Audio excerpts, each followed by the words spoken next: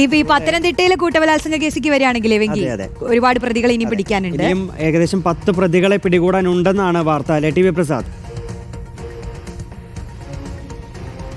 അതെ അതെ അതെ അതെ ആകെ 52 പേരെ പിടികൂടി. 30 കേസുകളാണ് ഇതിനകം രജിസ്റ്റർ ചെയ്ത് ചെന്നൈയിൽ നിന്ന് ഒരു പ്രതിയെ അറസ്റ്റ് ചെയ്തിട്ടുണ്ട്. സംസ്ഥാനത്തിന്റെ പല ഭാഗത്തു നിന്നാണ് ഈ അറസ്റ്റ് നടക്കുന്നത്. അതായത് പത്തനംതിട്ട മാറി തിരുവനന്തപുരം ജില്ലയിലേക്ക് ഉൾപ്പെടെ കയറി അങ്ങനെ 30 എഫ്ഐആറുകൾ രജിസ്റ്റർ ചെയ്തു. ഇനിയിപ്പോൾ 8 പ്രതികളുടെ കണക്കാണ് പോലീസ് പറയുന്നത്. ഇനിയിപ്പോൾ പ്രതികളെ കൂടുതൽ ചോദ്യം ചെയ്താലോ ആ കുട്ടിയുടെ മൊഴിയിൽ നിന്നോ കൂടുതൽ വിവരങ്ങൾ കിട്ടി ഇനിയിപ്പോൾ അറസ്റ്റ് കൂടുമോ എന്ന കാര്യത്തിൽ ധാരണയില്ല. എന്തായാലും 8 പേരെ കൂടി കിട്ടിക്കഴിഞ്ഞാൽ ഈ കേസിൽ ഏതാണ്ട് എല്ലാവരുമായി എന്നുള്ളതാണ് പറയുന്നത്. സമീപകാലത്ത് കേരളത്തെ ഏറ്റവും കൂടുതൽ ഞെട്ടിച്ച ഒരു കേസ് തന്നെയാണ് പത്തനംതിട്ടയിലെ ഈ പീഡനം എന്ന് പറയുന്നത്. അതായത് വെറും 13 വയസ്സ് മാത്രം പ്രായമുള്ളപ്പോൾ ഈ കുട്ടി ആ ചൂഷണത്തിന് ഇരയാവുകയായിരുന്നു എന്നുള്ളതാണ്.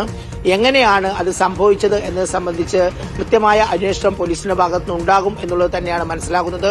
ഇതൊരുപക്ഷെ അങ്ങനെ അറിഞ്ഞില്ലായിരുന്നുവെങ്കിൽ ഇതുപോലെയുള്ള ഒരുപാട് സംഭവങ്ങൾ നമുക്ക് ചുറ്റും ഉണ്ടാകാനുള്ള ഒരു സാധ്യതയുണ്ട്. മൂടിവെച്ചതായ ഒരുപാട് സംഭവങ്ങൾ ഉണ്ടാകാനുള്ള സാധ്യതയുണ്ട്. എന്തായാലും ഈ കേസിൽ ഇപ്പോൾ വളരെ സജീവമായ അജിത ബീഗത്തിന്റെ നേതൃത്വത്തിലാണ് പ്രത്യേക അന്വേഷണ സംഘം. സജീവമായിട്ടുള്ള അന്വേഷണം മുന്നോട്ട് പോവുകയാണ്. ഇനിയിപ്പോൾ ബാക്കിയുള്ള പ്രതികളെ കൂടി ഉടൻ പിടികൂടും എന്നാണ് പ്രതീക്ഷിക്കുന്നത്. ശരി, ടി വി പ്രസാദാണ് വാർത്തകൾ പങ്കുവച്ചത്. തെക്കുനിന്നുള്ള വാർത്തകൾ അല്ലെ വെങ്കി?